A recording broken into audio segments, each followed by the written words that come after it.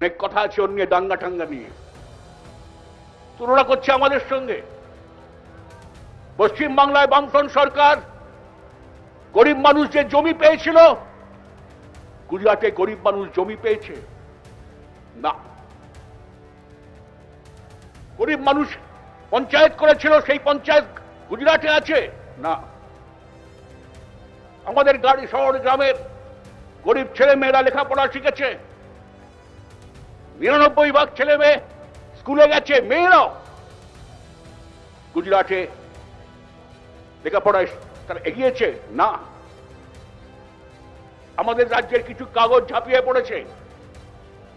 মোদির মতো উন্নয়ন শুনলেন আপনারা? মোদির উন্নয়ন মানে বড় বড় পুঁজিপতিদের কাছে শ্রমিকরা নতজানু হয়ে মাথা নিচু করে বসে থাকো। আমরা ওই উন্নয়ন চাই না।